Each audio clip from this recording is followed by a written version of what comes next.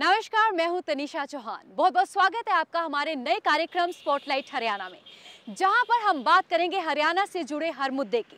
साथ ही करेंगे मुलाकात हरियाणा की नामी शख्सियतों के साथ और साथ ही जानेंगे हरियाणा के ग्राउंड जीरो की रिपोर्ट। खट्टर सरकार ने साल 2018-19 के लिए अपना चौथा बजट विधानसभा में 9 मार्च को पेश किया है। जब भी बजट आता है तो अक्सर सबकी नजर बनी रहती है कि आखिर आम आदमी की जेब पर इसका क्या असर रहेगा, प्रदेश का वित्तीय प्रबंधन किस तरह से चलेगा, किस विभाग को कितना बजट मिलेगा। और आज हम आपको दिखाते हैं कि वित्त मंत्री कैप्टन अभिमन्यु ने अपने पिटारे में क्या खोला है।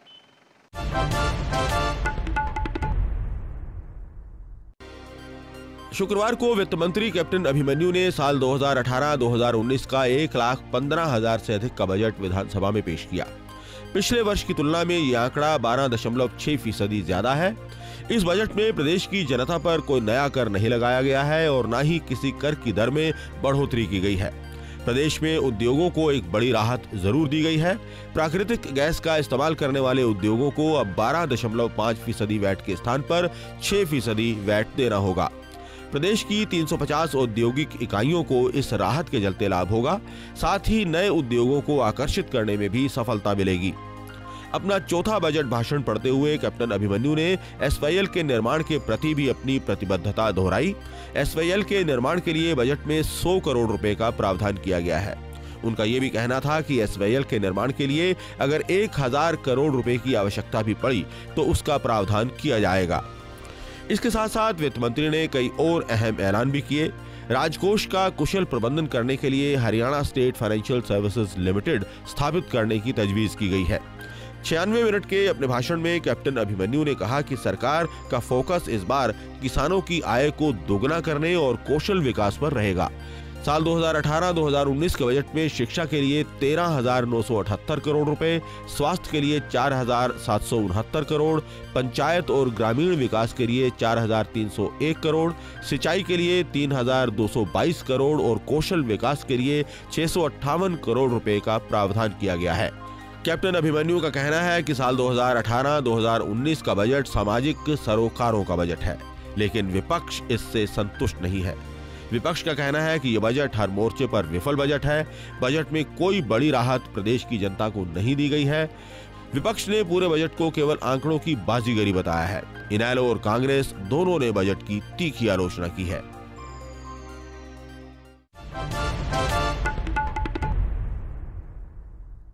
तमाम पहलुओं पर हमने चर्चा की है, वही जहन में कई सवाल भी उठे हैं। उन सवालों के जवाब के लिए हमारे साथ खुद वित्त मंत्री कैप्टन अभिमन्यु है। बहुत बहुत शुक्रिया सर हमारे साथ जुड़ने के लिए। बहुत बहुत शुक्रिया। मिस्टर अभिमन्यु, सबसे पहले हम आपसे जानना चाहेंगे कि आपका जब भी बजट रहता है वो कहीं ना कहीं एक फोकस्ड बजट होता है। कभी आप कृषि के बारे में बात करते हैं, किसानों की, कभी इंफ्रास्ट्रक्चर की, कभी टैक्स फ्री बनाने की। और अगर इस बजट की अगर हम बात करते हैं तो आपके अनुसार वो बजट कैसा रहा है? आपने बिल्कुल ठीक कहा तनिषा जी कि ये हमारा चौथा बजट जो है, हमने पिछले 3 बजट में भी एक प्रयास किया है पहले बजट से ही कि हरियाणा प्रदेश का जो वित्तीय प्रबंधन है उसको चुस्त दुरुस्त किया जाए और हरियाणा का जो डेवलपमेंट एक्सपेंडिचर है वो टारगेटेड हो, रिजल्ट ओरिएंटेड हो, परफॉर्मेंस लिंक्ड हो और फोकस्ड हो। तो पहले साल में हमने आइडेंटिफाई किया कि कहाँ कहाँ आज की प्रायोरिटी एरियाज़ हैं जो हमारे की थ्रस्ट एरियाज़ बनेंगे। हमने महसूस किया कि हमारा जो इंटरनल रोड इंफ्रास्ट्रक्चर था वो कहीं ना कहीं वीक हो रहा था। तो हमने रोड इंफ्रास्ट्रक्चर में बहुत मेजर इन्वेस्टमेंट्स किए।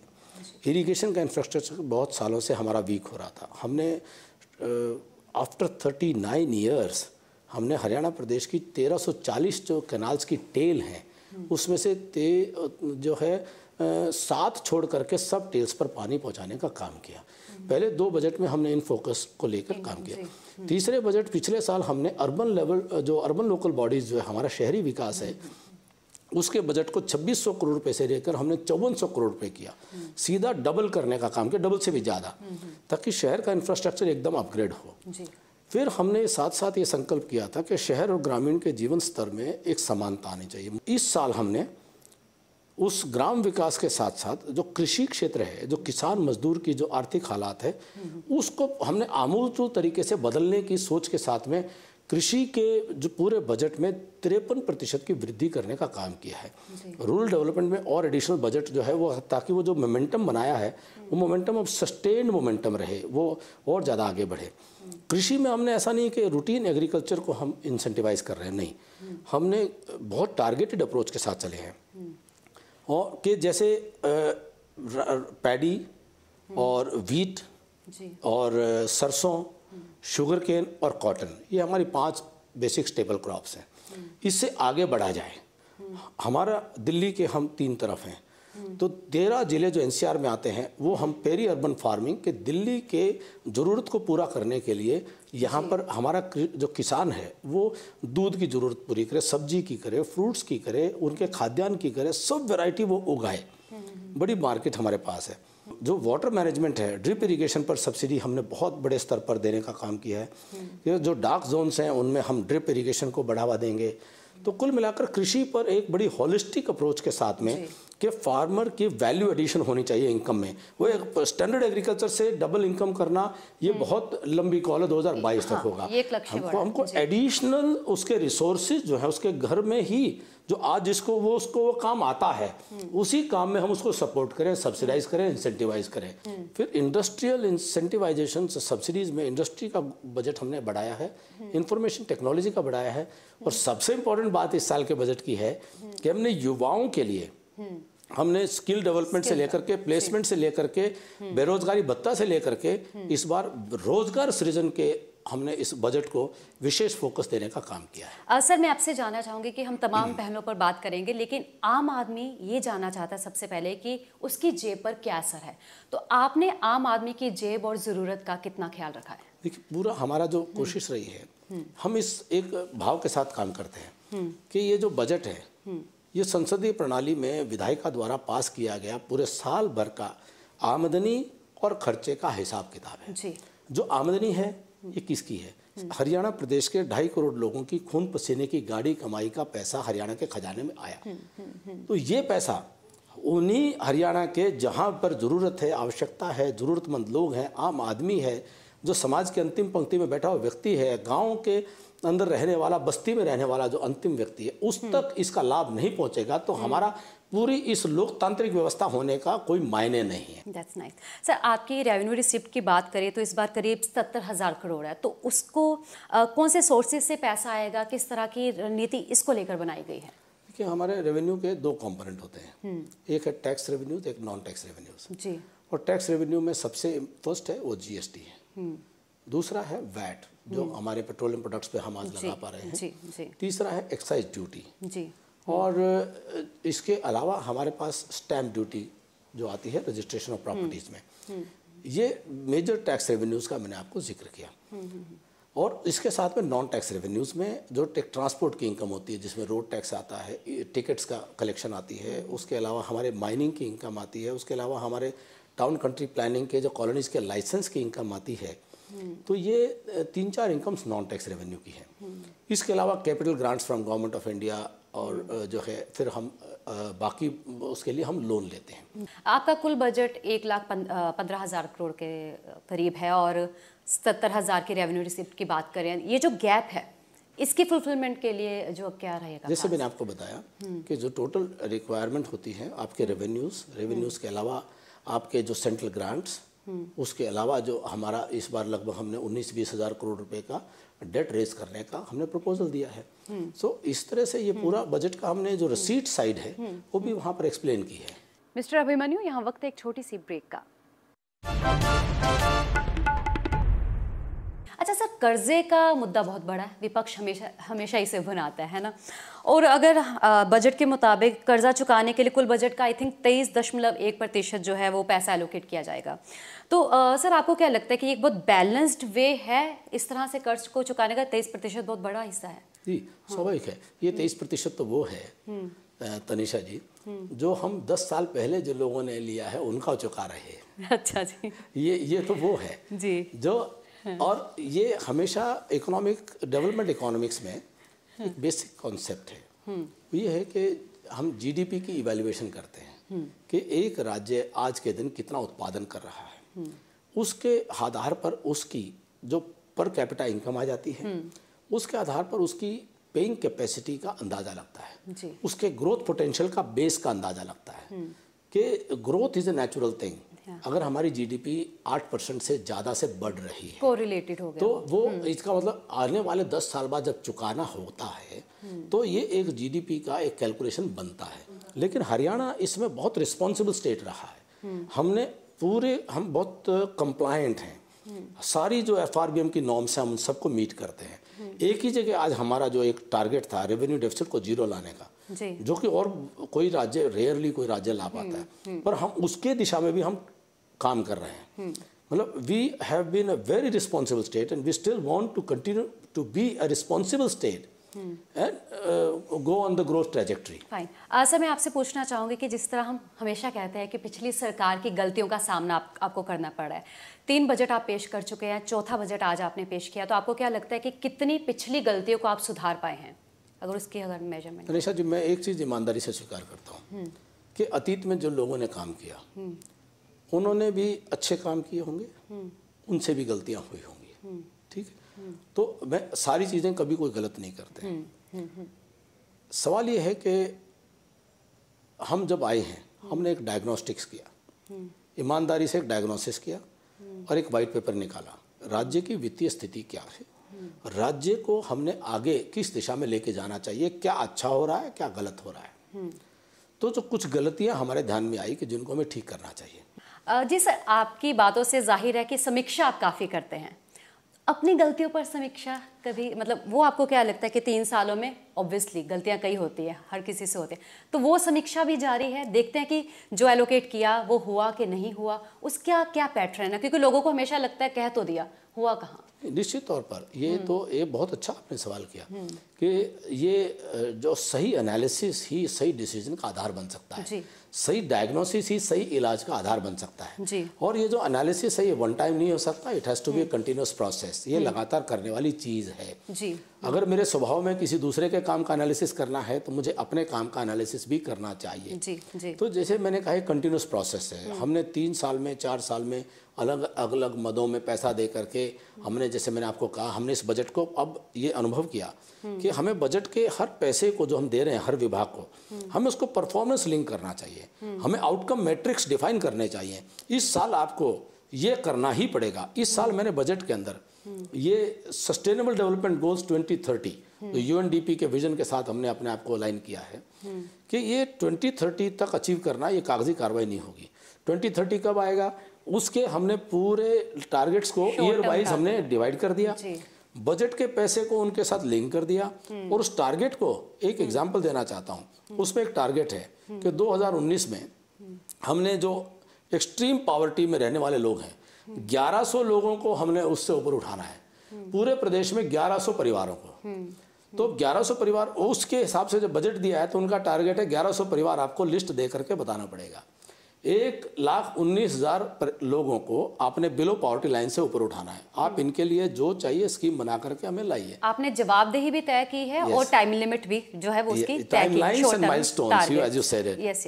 अच्छा सर, एसवाईएल का मुद्दा बहुत बड़ा मुद्दा है और एक मुद्दा तो बड़ा है ही, सियासी मुद्दा ये ज़्यादा लगता है। एसवाईएल पर आपने 100 करोड़ का प्रावधान दिया, तो किस तरह से खर्च की अगर हम बात करते हैं, जो बनी हुई नहर है उनको बनाया जाएगा या किस तरह से उसकी एलोकेशन रहेगी? एसवाईएल पर ऑनेस्टली क्या रहेगा इस बार? देखिए, एसवाईएल अब पूरी तरह से निर्णय स्पष्ट हो चुका है। 50 साल से हो रहा हरियाणा के साथ अन्याय, अब सर्वोच्च न्यायालय ने हरियाणा के हक में फैसला दे दिया है कि रावी व्यास का पानी, इसका हरियाणा का ये ड्यू शेयर है, ये मिलना चाहिए। हरियाणा पंजाब से निकला है, हम एक तरह से अम्बिलिकल कॉर्ड के साथ बंधे हैं, वो बड़े भाई हैं, हम छोटे भाई हैं। वो अधिकार 50 साल से हम वंचित रहे हैं और विवाद होते हैं भाइयों में, विवाद हुए, विवाद का ट्राइब्यूनल्स हुए, अल्टीमेटली सुप्रीम कोर्ट ने फैसला कर दिया कि हरियाणा को पानी मिलना चाहिए, ये हरियाणा की आवश्यकता है। अब वो नहर जो है एसवाईएल के माध्यम से वो पानी आना है। सर्वोच्च न्यायालय का फैसला अंतिम है, अब इसमें पंजाब हरियाणा को कोई विवाद नहीं बचा है और अब इसको केवल एग्जीक्यूट कराना है। वो एग्जीक्यूशन का सुप्रीम कोर्ट के अंदर जैसे ही वो ऑर्डर हमको मिलता है तो हम नहर बनाने के लिए अब वो केंद्र सरकार बनाए, किससे बनवाए, हमने ये तय किया है, हरियाणा की विधानसभा ने सर्वदलीय संकल्प के साथ ये तय किया है कि हम 100 करोड़ का हम प्रावधान रखते हैं। और नहर बनाने के लिए केंद्र पैसा दे, हरियाणा दे, पंजाब दे, कोई दे, जो देना होगा बाद में देता रहेगा। हमको कहेंगे कि इस पे 1 सेकंड में 1000 करोड़ भी चाहिए तो हम बैंक में जमा करा देंगे कि हमारा एसवाइएल को बना दीजिए। भारतीय जनता पार्टी ने कभी इस पर सियासत नहीं की, हमने इस पर गंभीरता से ये काम किया। हरियाणा में भाजपा एक ऐसा दल है जिसने इस मुद्दे पर कुर्बानियाँ दी हैं। चाहे हमने अकेला 2004 में 6 विधायक थे हमारे 9 महीने पहले हमारे विधायकों ने त्यागपत्र दिया। अब ये त्यागपत्र कांग्रेस भी दे सकते थे, वो भी विपक्ष में थे। इंडियन नेशनल लोकदल की भी सरकार ये दे सकती थी, कुर्बानी नहीं दी, त्यागपत्र नहीं दिया। लेकिन दिल्ली पिकनिक और पंजाब के बॉर्डर पे पिकनिक मनाने चले जाएंगे, कुर्बानी देने का काम नहीं किया। अच्छा, अगर आपने जिस तरह से कहा है कि दिल्ली बॉर्डर या पंजाब बॉर्डर पर पिकनिक मनाई जा रही है, वहीं बजट सत्र बहुत इस बार कहते हैं कि इंटरेस्टिंग रहा। कभी जो है पकोड़े तले जा रहे थे बाहर और कभी गन्ने थे वहाँ पर, तो उस पर आप क्या कहेंगे? इस तरह का भी काफ़ी सियासी संग्राम रहा है वहाँ पर। देखिए, लोकतंत्र में प्रतीकात्मक राजनीति भी होती है और पक्ष और विपक्ष राजनीतिक दलों को अपने अपने तरीके से अपने विषय बात करने का अधिकार होता है। लेकिन मैं कम से कम किसी भी विषय के एक जो मर्म है उसको समझने की कोशिश करता हूँ। ये मोदी जी को कभी कांग्रेस के अधिवेशन के बाहर मणिशंकर अय्यर जी ने चाय वाला कह करके और कांग्रेस के बाहर स्टॉल लगा ले आकर के उन्होंने उनकी उपहास करने का काम किया था, जिसकी सजा देश की जनता ने दी। आज मोदी जी ने कहा कि देश का नौजवान अपने 2 हाथों से किसी के आगे फैलाने की बजाय वह अपनी मेहनत से वह कुछ भी उद्यम करके और उसमें वो चाहे पकौड़े बनाए कुछ और करे, वो अपना काम करे। अब ये देश के उन असंख्य करोड़ों नौजवानों का जिनके अंदर काम करने का जो भाव जागृत हो रहा है, एक स्वाभिमान के साथ वो काम करना चाहते हैं, तो वो उसका मजाक उड़ाने की कोशिश है। और ये कहीं ना कहीं कांग्रेस के संस्कार में एक मूल ये कमी आ चुकी है कि वो आम आदमी की जन भावना से वो दूर हो चुके हैं। वह कहीं ना कहीं एक राजसिक मानसिकता से वो ग्रस्त लोग हैं। सियासत तो थी लेकिन कटाक्ष भी था। आपको लगता है कि सब कुछ ठीक है बाहर? नहीं, सवाल ठीक और गलत का नहीं है। ये पकौड़ा का जो राजनीति करने का ये कटाक्ष किस पर है? ये कटाक्ष जो है सियासत भी नहीं है, ये एक राजसिक मानसिकता से ग्रस्त लोगों का, एक आम आदमी का मजाक उड़ाने का ये फिर से एक दूसरी गलती ये भारत के इतिहास में साबित होने वाली है। जी, जाते जाते एक सवाल कि बजट पेश करना बहुत बड़ी बात है, तो कितने दिनों की मेहनत होती है, किस तरह से ये बनाया जाता है? आम जनता ज़रूर जानना चाहती है, क्योंकि बजट बनाना कोई आसान बात तो है नहीं, you have to go into it. तो वो किस तरह से रहा? तनीषा जी, बजट में वित्त मंत्री सरकार का प्रतिनिधि बन करके विधानसभा में बजट को प्रस्तुत करता है। चूँकि मैं सरकार का प्रतिनिधि हूँ, इस बजट बनाने की प्रक्रिया में मुख्यमंत्री जी से लेकर के सभी मंत्रियों की अपने अपने विभाग के स्तर पर या एक सामूहिक भूमिका भी होती है जी। उसी प्रक्रिया में सभी विभागों के अधिकारी अपने अपने बजट के प्रपोजल्स बनाने में रात दिन मेहनत करते हैं। वित्त विभाग के अधिकारी सबकी डिमांड्स के ऊपर कंसिडरेशन करते हुए रेवेन्यू और एक्सपेंडिचर में एक बैलेंस बनाने के लिए वो रात दिन उस बैलेंसिंग एक्ट को करने का काम करते हैं और फिर उन पैरामीटर्स के अंदर वो सारी ग्रोथ की जो एक्सपेक्टेशंस हैं, एस्पिरेशंस हैं, उसको वो समावेश करने का एक प्रयास करते हैं। तो मैं कहता हूं कि सबके सामूहिक प्रयास का मैं केवल एक प्रतीक और प्रतिनिधि हूं जो सदन में जाकर के उस विषय को वहां रखता हूं। बहुत पवित्र भाव से हमने हरियाणा की जनता को ये अपना कार्य जो है समर्पित किया है। बहुत बहुत शुक्रिया। लेकिन इतने सीरियस टास्क में आपका शायराना अंदाज बहुत पसंद आया। ये ज़रूर सबके जहन में रहा कि जब भी हम वित्त मंत्री की या फाइनेंस विभाग की बात करते हैं उसमें ये अलग चीज़ काफ़ी पसंद आई है। बहुत बहुत शुक्रिया। Thank you so much Tanisha ji, thank you. तो हमने देखा कि किस तरह से रहा हरियाणा का इस साल का बजट, साथ ही बात की हरियाणा के वित्त मंत्री कैप्टन अभिमन्यु के साथ। हम उम्मीद करते हैं कि आपको हमारा शो स्पॉटलाइट हरियाणा काफ़ी पसंद आया होगा और वादा करते हैं कि हम हर बार इसी तरह हरियाणा से जुड़े मुद्दे आपके रूबरू करेंगे और साथ ही मुलाकात करेंगे हरियाणा से जुड़ी शख्सियतों के साथ।